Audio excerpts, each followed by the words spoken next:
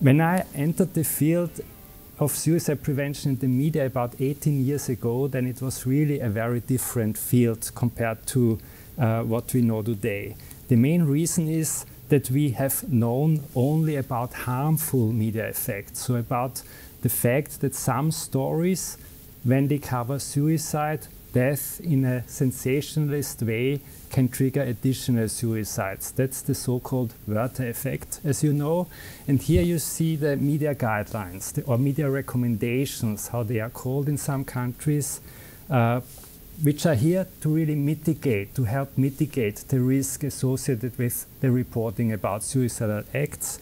As you can see here, that's the WHO guidelines from 2023. They are more directed to news media, but there are also guidelines for entertainment media, like those here on the left side of the screen, which are from the US National Action Alliance for Suicide Prevention. Now, as I said initially, a few years back, in suicide prevention, there was actually only knowledge about harmful effects of some media stories. And that was really a very different situation than we are now in. So it was really about the Werther effect. You can see here Goethe's Werther, and this goes back to research from 1974 actually. In 1974, a US-American sociologist, his name was David Phillips, found that after the publication of news reports about suicide on the title page of the New York Times, there was an increase in suicide subsequently. And he termed this the Werther effect based on Goethe's novel The Sorrows of the Young Werther, which was published already back in 1774 or so. And after the publication of this novel, there were a few suicides by young men who had the book near the suicide sites. And he took that term, and this term is now widely used to describe those imitation effects of suicidal behavior. Now, in this book that I published already back in 2017, Stephen Stack and I found that there were now, at that time, already more than 150 studies looking into the Werther effect. So it's really a large number of studies. I did some research just a few days ago to update the figure. It's now more than 220. So really a lot of studies that have focused on those negative potentials of the media. In spite of this, there have always been voices of both researchers, but also among journalists and media professionals who were skeptical about this phenomenon. And the main reason for that is because not all of the stories about suicide do trigger additional suicides, and therefore some might ask questions like, well, maybe it's just a coincidence, maybe it's not really the story. And for this reason, we conducted this meta-analysis back in 2020. A meta-analysis is actually a kind of statistical analysis where you want to bring together all of the evidence across the available studies and see if there is an effect at all across all of the studies and how large that effect is. And here we focus specifically on the reporting of celebrity suicides, because that's a very common form of reporting, and we also know that there is always a lot of newsworthiness behind those stories, and also quite a bit of repetitive reporting, so it's particularly relevant when it comes for suicide prevention. So we combined all of those studies, and what you can see here is actually each line represents one of the studies, and if a specific study is right to that vertical line, then it means that the risk is increased, the risk of suicide after the publication of the story. And if it's to the left, then it means that there would be a decrease. You can see there is really no study showing a decrease in the effect. And taken together, we found that there is a 13% increase of suicides in the 1 to 2 months after the reporting about a celebrity suicide. Now, this is quite a number. You might think, well, 13%, it's not 50%, but still, that's really a big difference, considering also that phenomena like the global economic crisis of 2008 had an impact of about 8% in terms of increases in suicide, also over a longer time span. But that's quite a considerable number, and as we know, behind each of the number there's a lot of burden to families, to the society, and of course to the individual. Now, we also looked at the changes of the specific suicide method after the portrayal of such stories about celebrity suicides. And what we found here is that the methods increased by 30%. So there was obviously an increase in total suicides and an even larger increase in the specific suicide method portrayed. And that's very suggestive, very indicative of an imitation effect, because you would think that some people are just pushed over the line of acting out the suicidal thoughts and feelings. That's why you have the total increase, and others might just change their choice in the specific method. Therefore, you have an even larger increase in the specific method. So overall, this pattern is quite indicative of a imitation effect after those kinds of reporting. So this is clear evidence for an imitation effect, particularly when it comes to celebrity suicide reporting. But the question for a very long time has been, can these suicides, obviously there are such suicides, but can they be prevented at all? That's a very different question, obviously. And here is an example from my hometown, from Vienna. This is really a study which became very prominent in this field. It's about the Vienna subway system, suicides on the Viennese subway system. Now, you don't have any subway here in Reykjavik, but at the same time, those findings are very much also relevant to other contexts. So let me show what has happened here. As you can see here, on the x-axis, you see the different years after the opening of the subway. And in red, you see the suicides, and in blue, it's the suicide attempts on the subway system. And you had really a very strong increase in those suicidal behaviors on the subway by mid-1985, peaking in 1986, 1987. And this was really a big matter of concern also for our transport company. They said, well, our train drivers, they are all traumatized.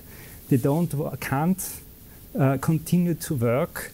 Then the passengers are traumatized. So is there anything we can do about this problem? It's really becoming extremely important for us. And at that point in time, a few people from the local crisis intervention center considered, well, what might be the reason behind it? And they said, well, maybe it's really the media reporting about those specific suicides.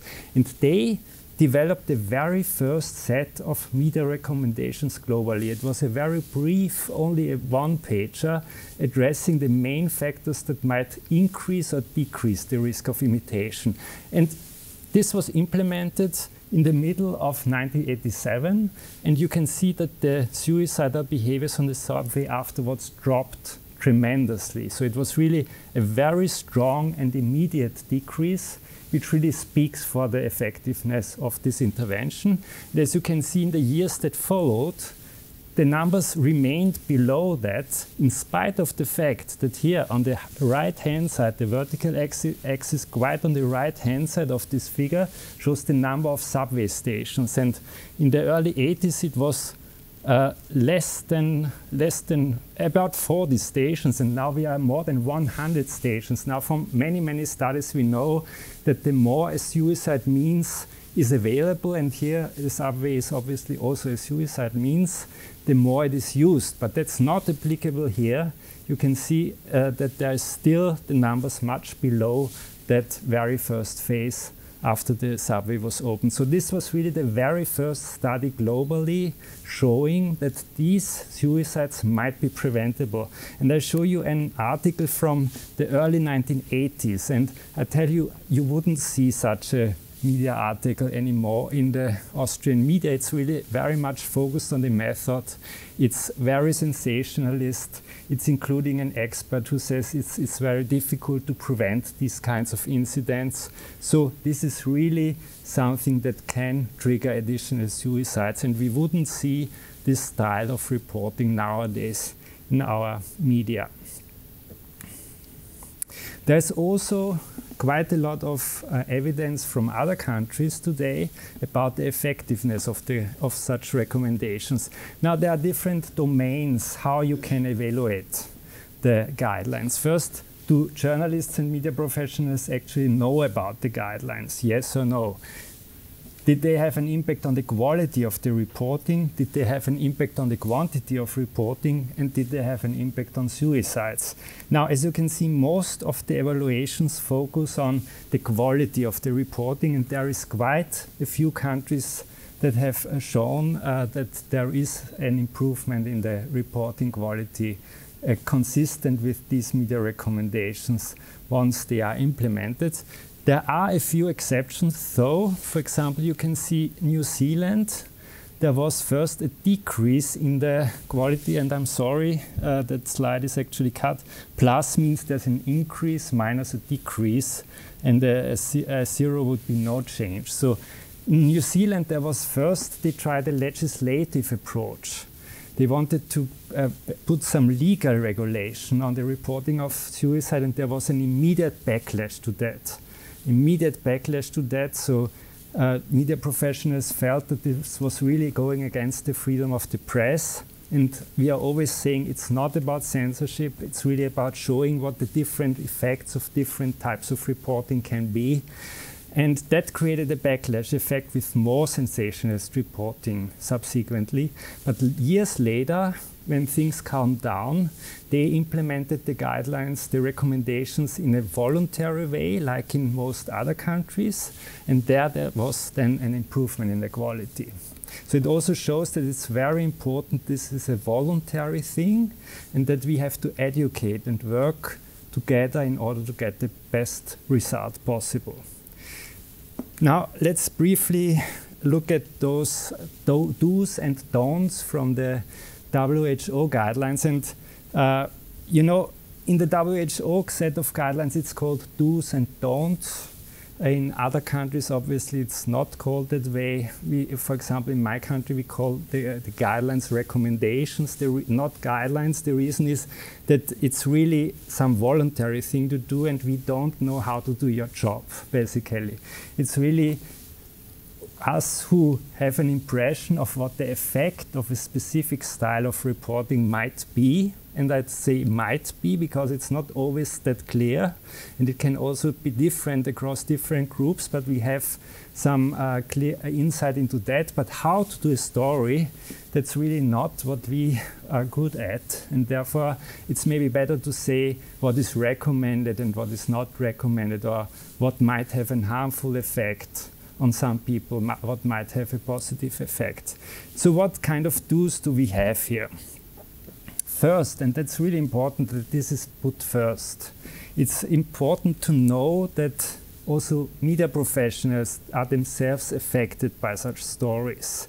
And that has an impact on the reporting style. If someone is very much affected, maybe even traumatized by a specific event, then it will obviously have an effect on the type of how the reporting looks like. It's very important to be sensitive about those things and also to get help if needed, if it's a burden to do that reporting. Of course, it's also important when it comes to interviewing bereaved individuals, particularly at the stage of a traumatic experience. People might disclose things that they later just do not want. They think that they would say later on, well, I shouldn't have shared those details. So there should be a lot of caution when interviewing bereaved people, people with lived experience of suicide. On the other hand, it's very important to get the views of people with lived experience. I'll come to that in a minute. Then do report stories of how to cope. That's the classic Papageno effect. I'll speak about that also in a few minutes.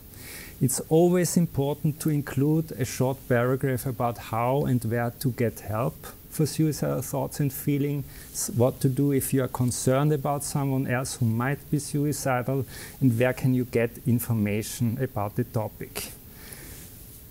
Obviously also important to educate the public about the facts of suicide. So what are the warning signs? What can I do if someone is suicidal? Is it possible to ask someone about their suicidal thoughts and feelings? And our clear answer is yes, please do so.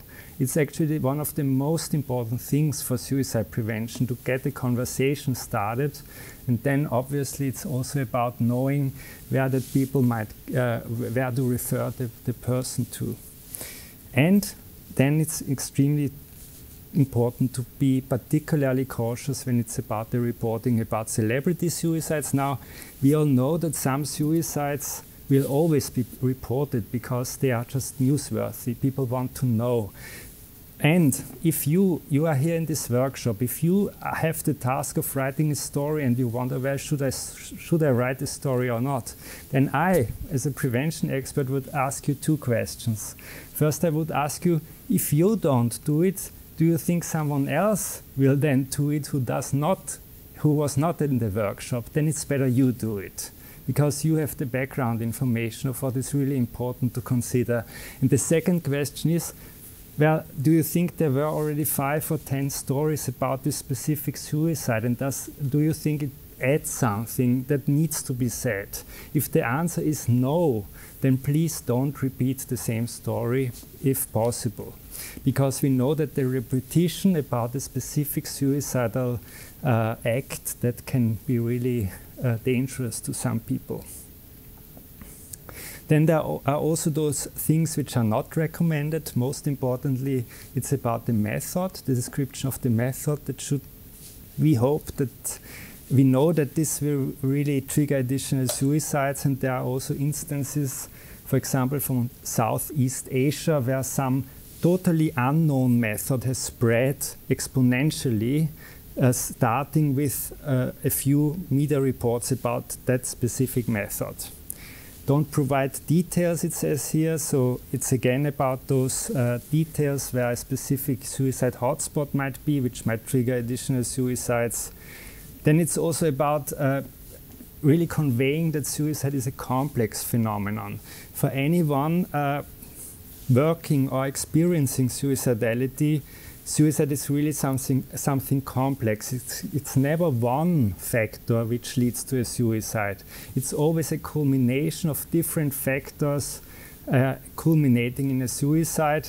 And it's important not to oversimplify this, because if there's a very easy connection, for example, depression, suicide, divorce, suicide, there are so many people who are depressed. About 20% in my country of the population get a diagnosis of depression once in their lifetime at least. It's probably very similar here.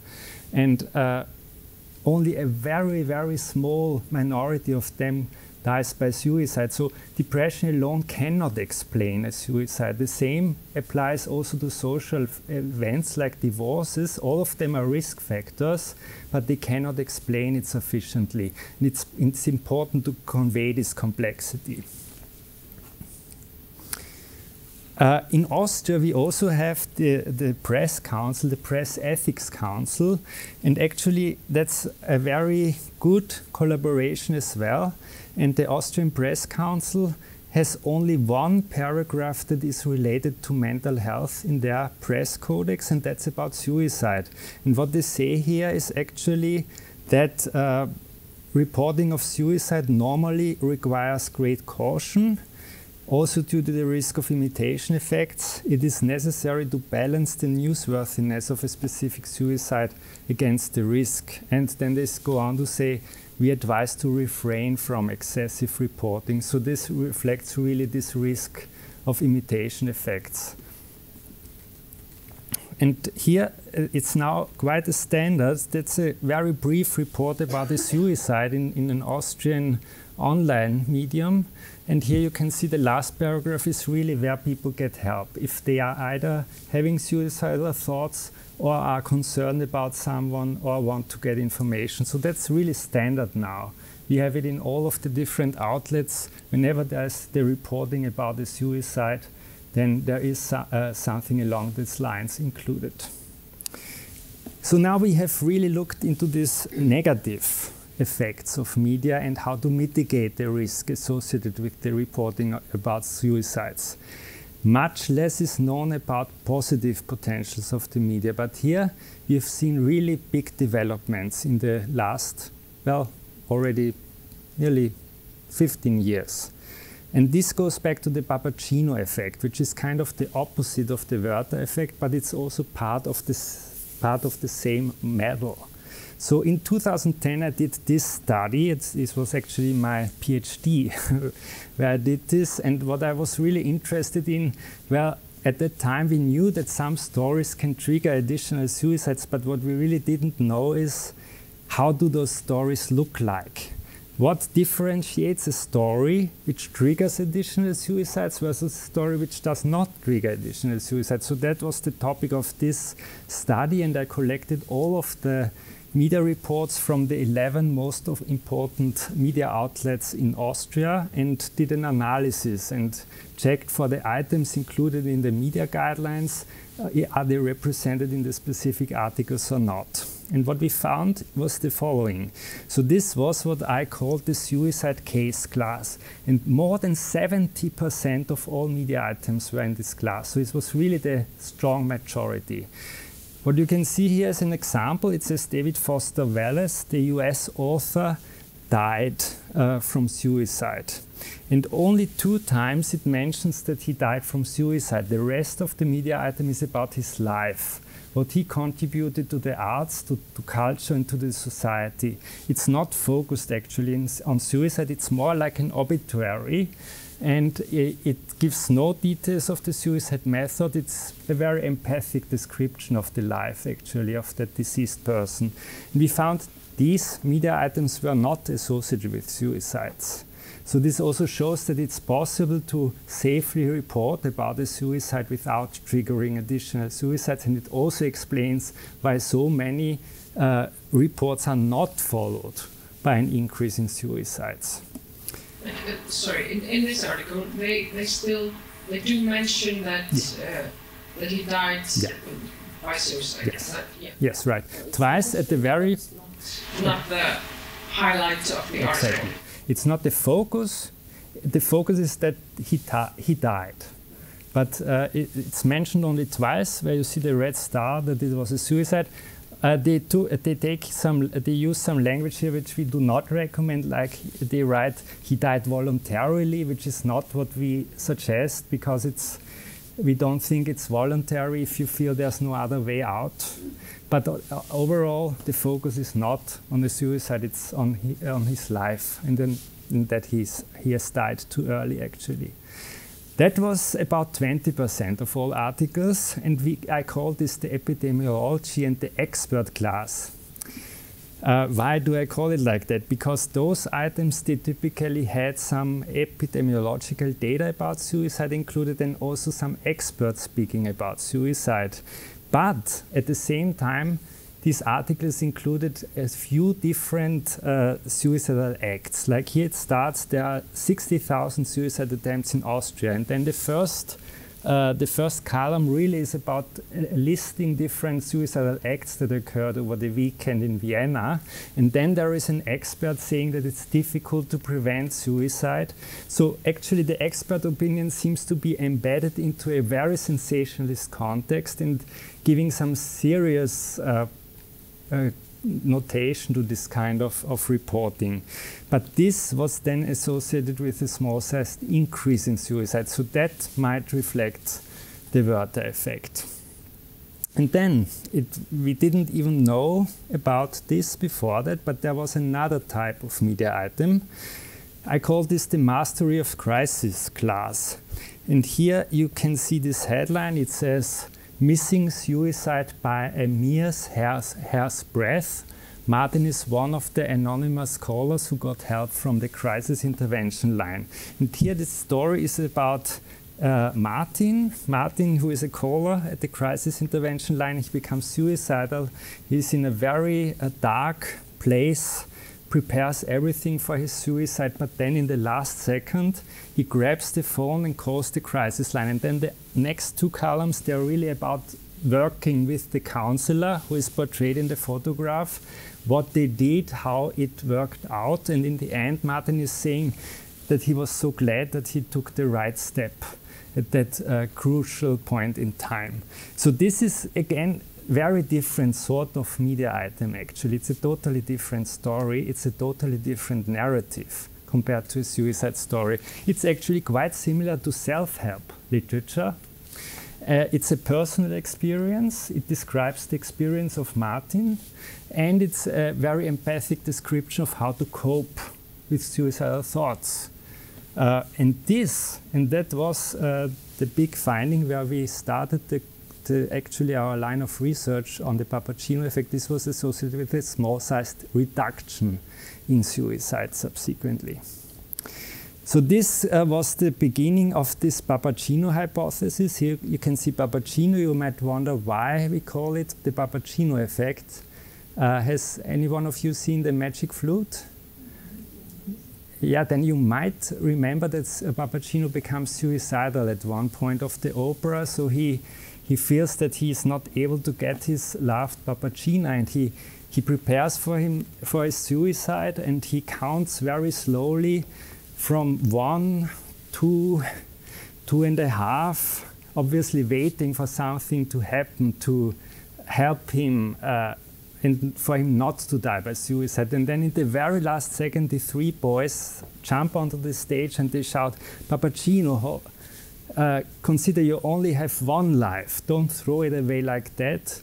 Use your magic bells," whatever that means, "and she will come back." And that's what Papageno does, and indeed Papagena comes back. And what we thought was, when we watched that these 3 boys are actually doing perfect suicide prevention. Why? Because they remind Papageno what else he can do than die by suicide in this very difficult life situation.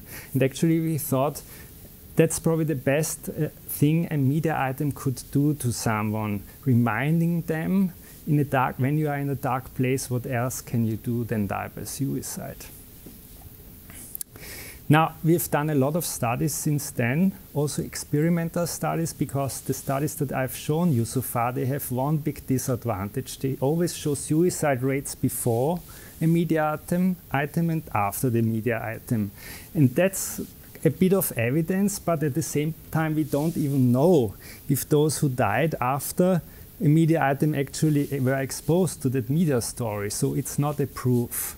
What you need to prove things is really you have to have experimental studies where you show people a specific media item and see how they react directly compared to a control group.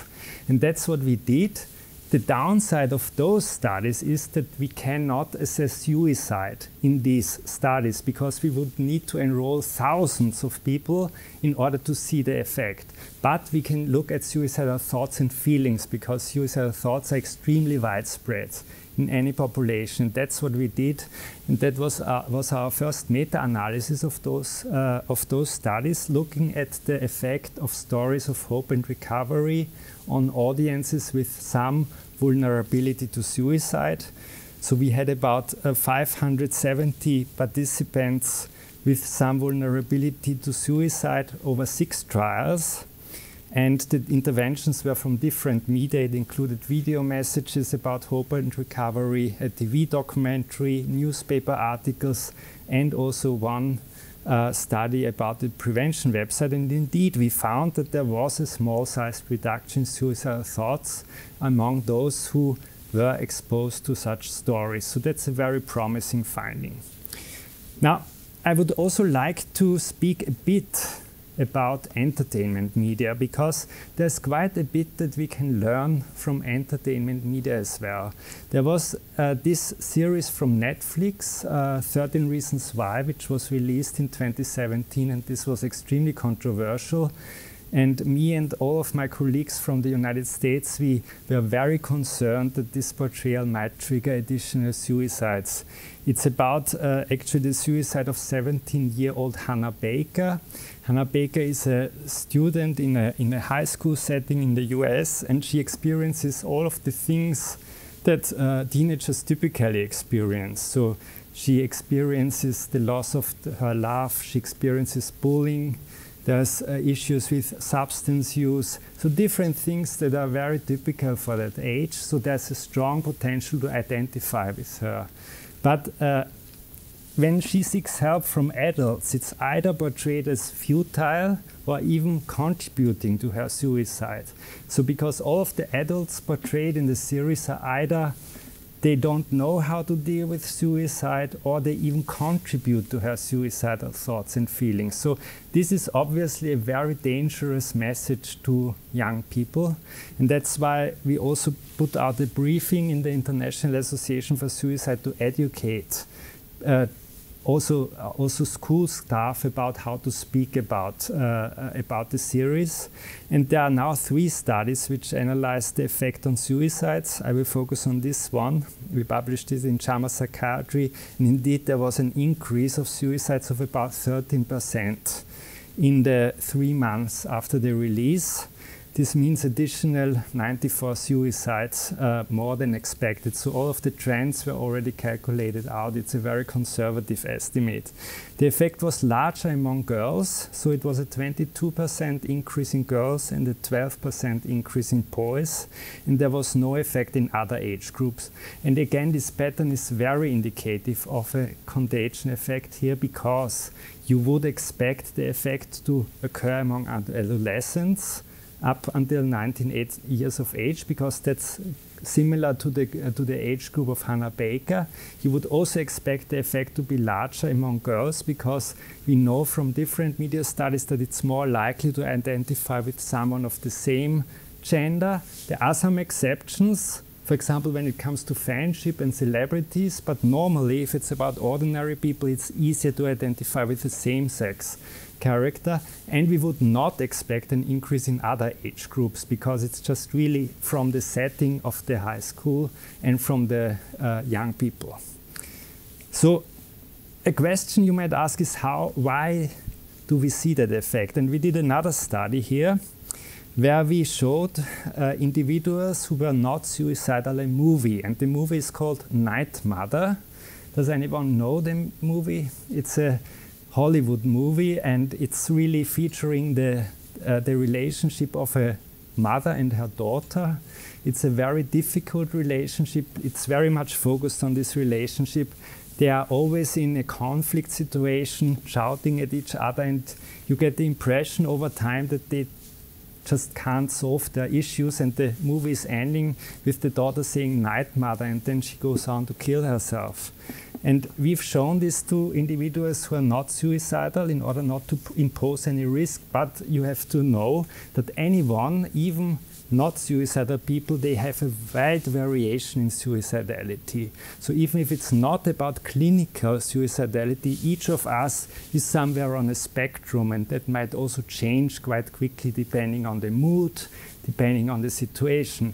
And what you can see here is basically suicidality scores increased when people watch the movie. But this is really those who did not identify with the daughter. This is those who identified a bit with the daughter, and this is those people who identified a lot with the situation of the daughter. So you can see there was the strongest increase among those who are vulnerable, which means they had higher scores of suicidality before watching the movie, and who identified with the movie. And that's probably the explanation for these effects. It's a combination of vulnerability and identification with the media product. And this was really the study where we showed this for the very first time. Now we have also shown the very same thing for the positive side of things, for the Papageno effect. Again, it's if people identify with the story, and if they are vulnerable, then they benefit more in terms of a reduction in suicide. It's the very same mechanism, it seems. Now, before I make a stop, I would also like to show you this study, because we have one issue when it comes to stories of hope and recovery. Now, they typically only get a very small audience. That's an issue for us, because it means that many parts of the population are not exposed to such stories. Now, if there is a lot of reporting about celebrity suicides, for example, anyone will be exposed. But if it's about a story about someone who managed to cope, you really have to search for those stories, and therefore it's not to be expected that you see a wide impact on suicide rates in a country. There are only a few exceptions, and this is one of them. This is the US hip-hop artist Logic. And Logic did a song in 2017.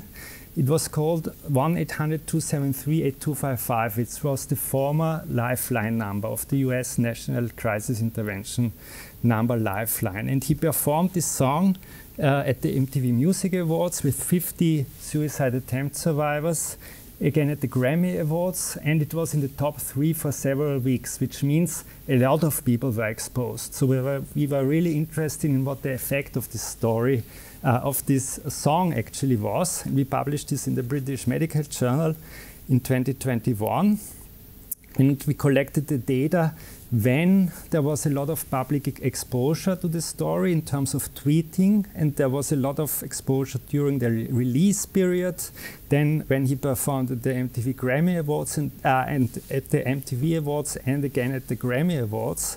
And we combined those periods and we found that there was a strong uptick in calls to the Lifeline, nearly 10,000 additional calls. Again, the trends were all calculated, already adjusted for. That's an increase of 6.9% of course. And at the same time, there was a decrease in suicide, about 245 suicides less than expected, a decrease of about 5.5%.